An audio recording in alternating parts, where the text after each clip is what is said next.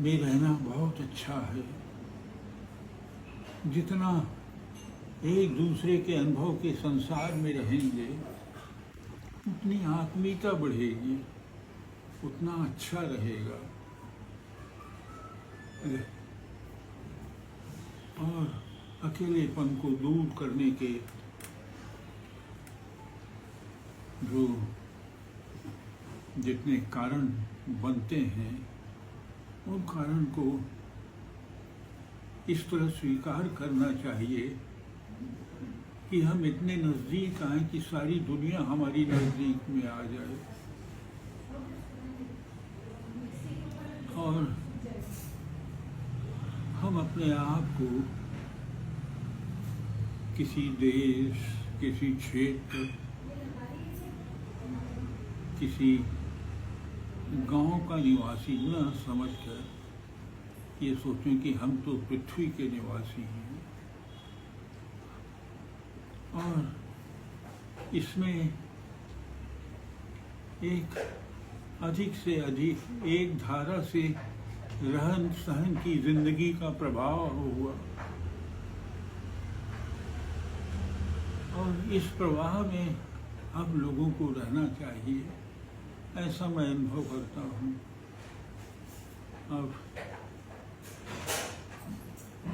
अब मनुष्यता की नागरिकता हमारे पास में है। मैं मनुष्यता की नागरिकता को महसूस करना चाहता हूँ। देश की, राज्य की नागरिकता तो यूं ही अपने जीवन में रहते हो जाती है, लेकिन जीवन जीने का तरीका तो मनुष्यता की नागरिकता का है। आप अपने जीवन जीने के तरीके में मनुष्य के नागरिक बनिए, बस। बहुत सारी अच्छी बातें इसमें ऐसी हैं जो चिंतन भी करना चाहिए, और चूंकि आप कह रहे हैं तो लोग और ज़्यादा उस पर ध्यान देंगे। आप का जो रचना प्रक्रिया थी, थोड़ा सा अपने शिल्प के बारे में बताइए कि आपने जिस तरह के शिल्प को लिया है उसको आप उस तक कैसे पहुंचे, या उसी शिल्प को क्यों लिया, थोड़ा सा एक्सप्लेन करिए। देखिए, मन में कोई बात आती है कि मुझे ये कहना चाहिए,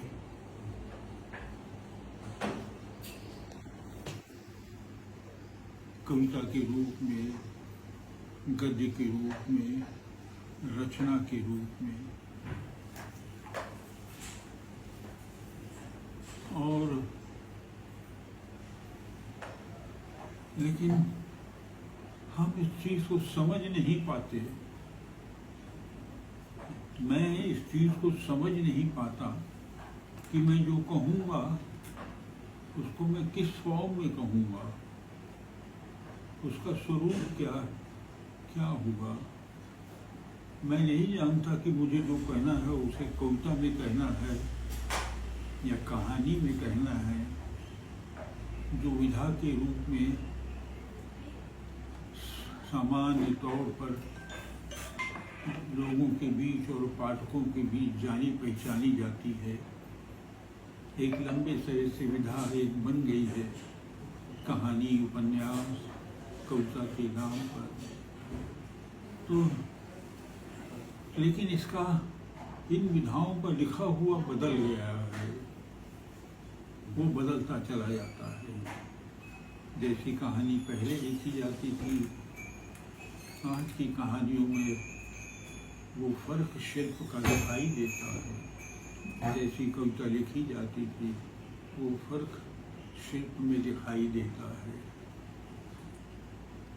मैं ये मानता हूँ अपने लेखन में कि जब मैं कुछ कहना चाहता हूँ तो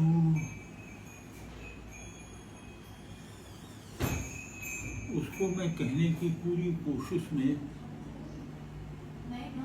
इस तरह से होता हूँ कि मेरा कहना रचना में अपने शिल्प के साथ स्वयं उतर करके आता है। जैसे कविता के फॉर्म में वो कहना हुआ अपने आप आता है। मैं नहीं तय करता कि मैं कविता कर रहा हूँ। मेरा कहा हुआ अपनी रचनात्मकता, अपना शिल्प, अपनी विधा को स्वयं लेकर के आता है। प्रत्येक रचना जो है वो अपनी रचना प्रक्रिया में ही होती है और उस रचना के समाप्त होते ही उसकी रचना प्रक्रिया भी समाप्त हो जाती है। जो दूसरी रचना होती है तो वो अपनी रचना प्रक्रिया के साथ में आती है और जब वो कभी समाप्त होती है तो अपनी रचना प्रक्रिया में ही समाप्त हो जाती है। रचना अपनी रचना प्रक्रिया को स्वयं लेकर के आती है। हम उसे किसी भी फॉर्म में कह सकते हैं। अगर कहीं कम शब्दों में प्रतीक और बिंबों के सहारे अधिकतम कहा गया कोई रचना है तो उसको सामान्य तौर पर कविता कहा दिया जाता है। गद्य में भी बीच बीच में कविता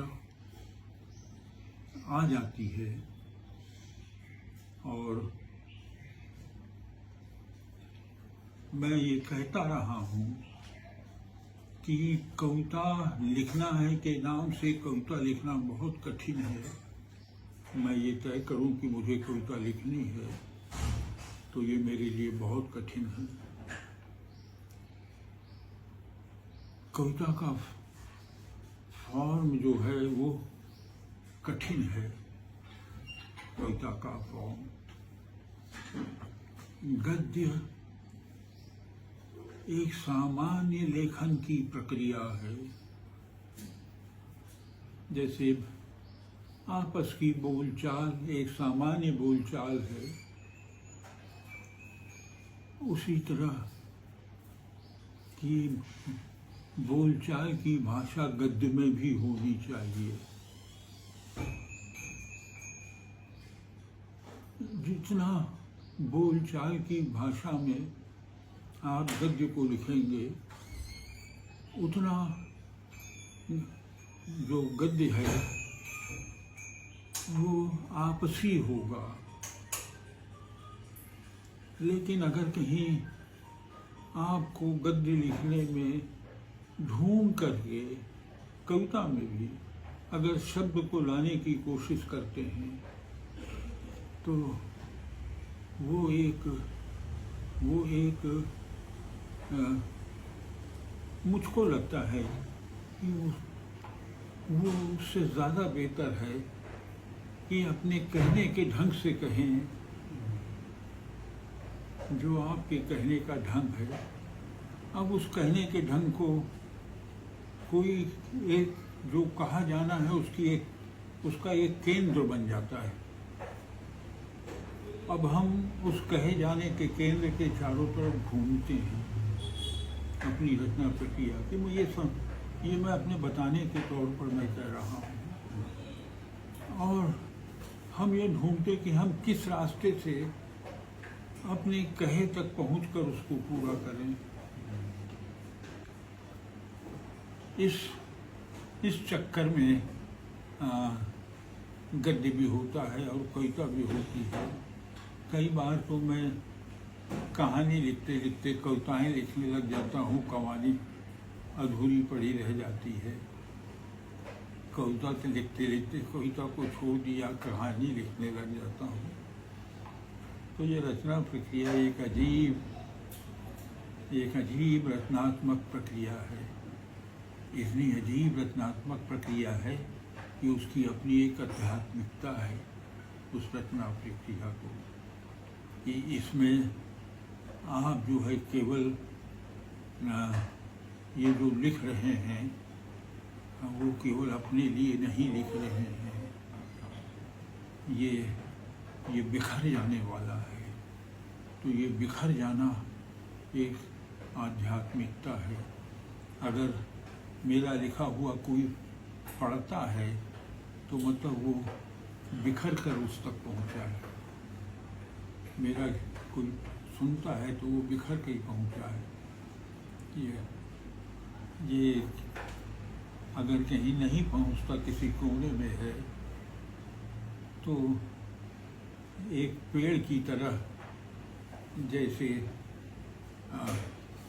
किसी कोने में है, तो जब तक मैं जिंदा हूं तो मेरी छाया की तरह है। और नहीं, अगर कहीं लगता है कि वो किसी की छाया सुस्ताने के लिए हो सकती है तो कोई भी सुस्ता ले। बहुत अच्छा।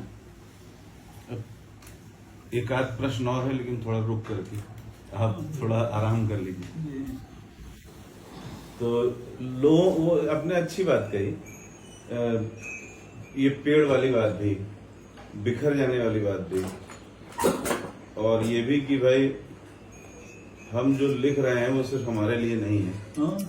हम जो लिख रहे हैं वो सिर्फ हमारे मन के लिए नहीं है।